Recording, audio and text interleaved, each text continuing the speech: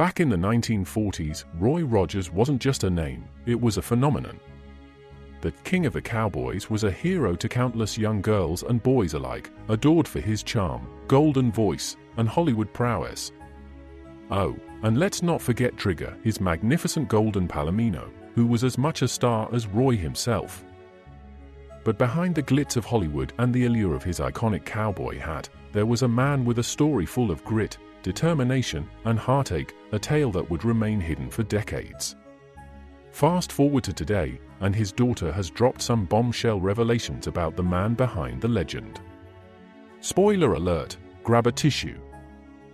Yep, you read that right. Roy Rogers was born Leonard Franklin Slye on November 5, 1911, in Cincinnati, Ohio. Before he became a Hollywood icon, Len was a regular kid with big dreams. In 1930, he packed his bags and headed to California with one goal: to make it big in music. And make it big he did. Co-founding the Sons of the Pioneers, Roy's group churned out hits like Tumbling Tumbleweeds, which practically became the anthem of the Wild West.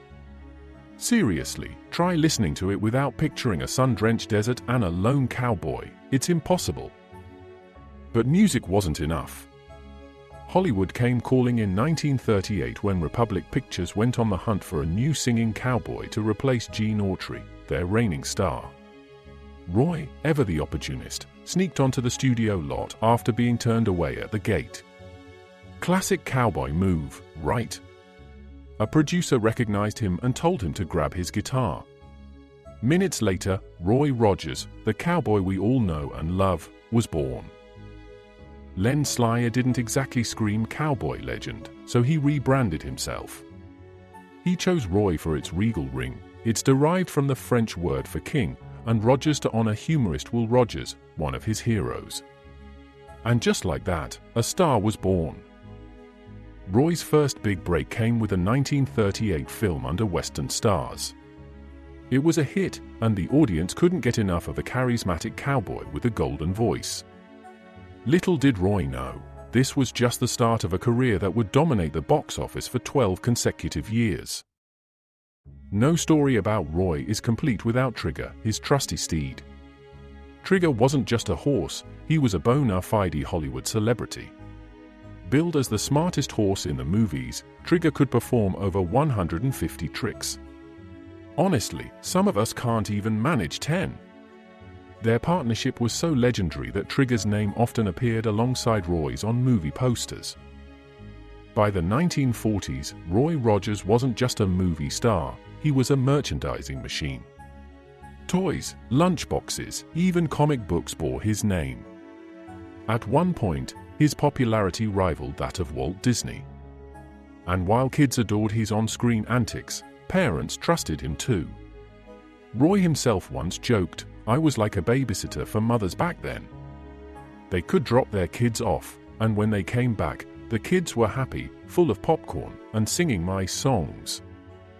Roy's personal life, however, was a roller coaster of joy and heartbreak. After losing his first wife, Arlene, in 1946, Roy was left to raise their 3 children alone, including their adopted daughter Cheryl and biological twins Linda Lou and Dusty. Enter Dale Evans, Roy's longtime co-star and future soulmate. Their love story is pure Hollywood magic. He proposed on horseback before a rodeo show. The couple tied the knot on New Year's Eve 1947, becoming the King of the Cowboys and the Queen of the West. In 1950, Roy and Dale welcomed their daughter Robin, who was born with Down syndrome. At a time when society often misunderstood and marginalized children like Robin, the couple made a bold choice to embrace her with love and raise her at home, defying medical advice to institutionalize her. Though Robin's life was tragically short, she passed away just days after her 2nd birthday. Her impact was profound. Dale's book Angel Unaware, written in Robin's memory, became a bestseller and helped change public perceptions about children with disabilities. The Rogers-Evans clan wasn't just a family, they were a movement. Together, Roy and Dale raised 9 children, a beautiful mix of biological and adopted kids. Their parenting journey wasn't without challenges, though. When their daughter Robin was born with Down syndrome in 1950, societal norms suggested institutionalizing her. But Roy and Dale defied the times, bringing Robin home and showering her with unconditional love. Robin's short but impact life inspired Dale's book Angel Unaware, which changed public perceptions of children with developmental disabilities. Then there was Mimi Swift, a Scottish girl born during an air raid in World War II, whose singing talent charmed Roy and Dale during a visit to an orphanage. They adopted her, giving her a life filled with music, love, and adventure.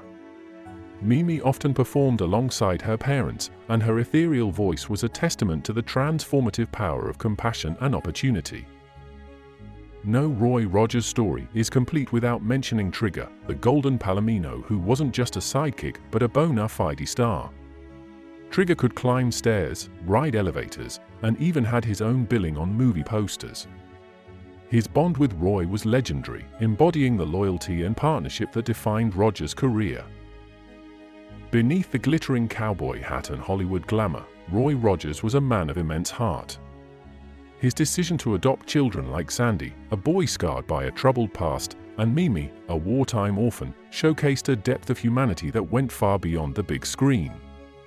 These were not mere acts of charity, they were declarations of love and the belief that everyone deserves a chance. In 1955, Roy Rogers and Dale Evans expanded their family once again, this time welcoming Lou I. Lee, a 3-year-old orphan from the Korean War.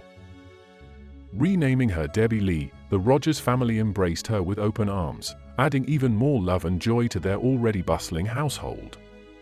However, tragedy struck on August 17, 1964, just days after Debbie's 12th birthday. On a church bus trip to deliver food and clothing to an orphanage in Tijuana, Mexico, a blown tire caused a devastating crash. Debbie and her friend lost their lives, leaving the Rogers family heartbroken. The following year brought further heartache. Sandy, the boy Roy and Dale had lovingly adopted after meeting him backstage in Cincinnati, was serving in the U.S. Army Tank Corps in Germany. At 18, he succumbed to heavy drinking one night, leading to his untimely death. These losses, though overwhelming, didn't break Roy Rogers.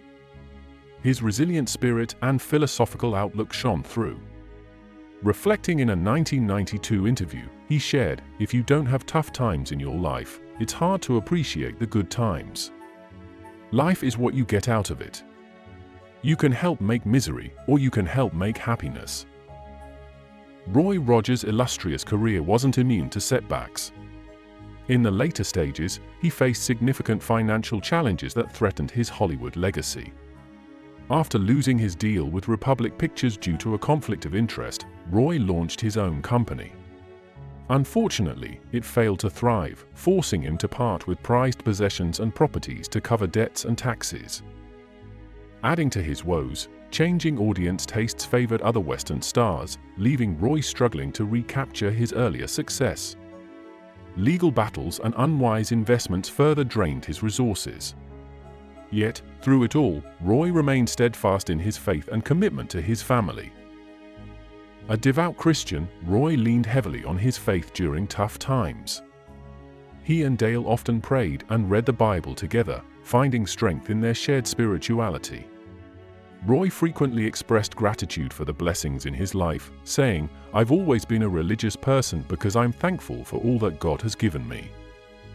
For Roy, family was his most cherished treasure.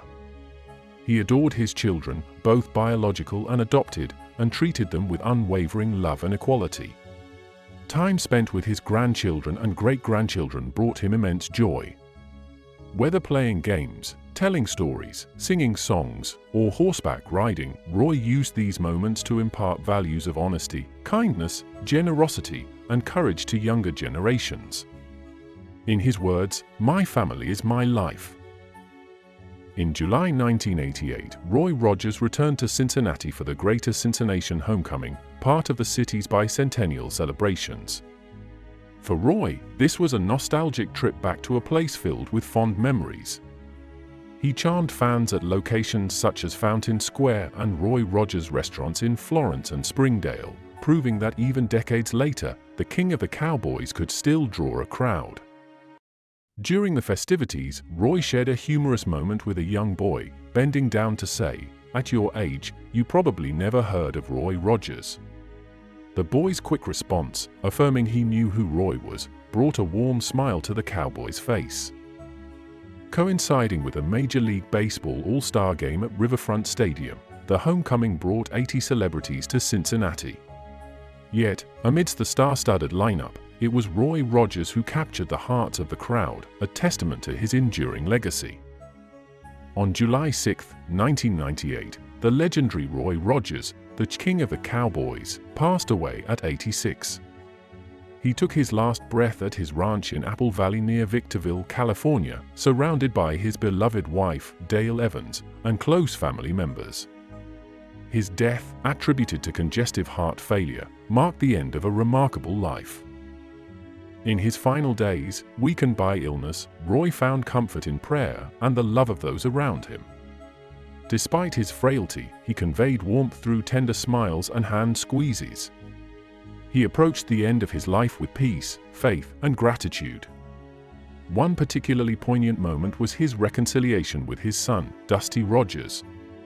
Their relationship had been strained due to personal and religious differences, but was mended shortly before Roy's passing. His last words to Dusty, "I never expected to see you in heaven," reflected both the joy of their reunion and the hope of a spiritual afterlife. Roy's passing resonated with millions of fans worldwide who had grown up watching his films and TV shows. Remembered not only as an icon of the American West but also as a kind and generous soul, his contributions to charity, especially for children, left a profound impact. His funeral on July 11, 1998, at Sunset Hills Memorial Park in Apple Valley, drew hundreds of mourners, including celebrities and admirers. Dale Evans, his wife of 51 years, delivered a heartfelt eulogy, saying, "Heaven rejoices today because another saint has come home." The service concluded with a touching rendition of Happy Trails, sung by Dale and their children, a fitting farewell to the beloved cowboy. Roy's life in Hollywood wasn't always smooth. His granddaughter, Julie Rogers Pamilia, recently shed light on some lesser-known struggles he faced while working with movie executives. In their efforts to mold him into a more polished Western star, the executives tried to alter Roy's appearance to emulate the dashing Clark Gable. According to Julie, they wanted him to have Clark Gable's eyes, but the fans pushed back, expressing their love for Roy's authentic squinty eyes. These efforts weren't limited to aesthetics. Executives pressured Roy to enhance his physique, leading to his amusing attempt at doing 100 handstands a day, something he humorously took to heart by walking around movie sets on his hands. Even more out of his comfort zone was the push to immerse himself in the Hollywood party scene. As Julie explained, he was painfully shy and didn't know what to say. Roy proposed bringing a friend to these events, and true to his down-to-earth nature, he chose his hunting buddy. At one party, instead of mingling with A-list celebrities, Roy and his friend spent the night chatting about hunting on the couch, much to the dismay of the studio. Despite Hollywood's attempts to transform him, Roy Rogers remained true to himself, a quality that endeared him to fans. Tributes poured in from luminaries such as President Bill Clinton, Clint Black, Pat Boone, and Michael Landon Jr., all of whom lauded Roy's contributions to entertainment and his embodiment of wholesome values. Even today, his family continues to honor his legacy. Julie Rogers Pamilia recently addressed misconceptions about her grandfather, sharing anecdotes that reveal his humility and steadfast character. Whether it was his squinty eyes or his preference for heartfelt conversations over Hollywood glitz, Roy Rogers' authenticity was his greatest charm. Roy's life reminds us of the power of staying true to one's values. His kindness, resilience, and unwavering faith ensure his legacy as more than just a cowboy hero. He remains a symbol of integrity and heart.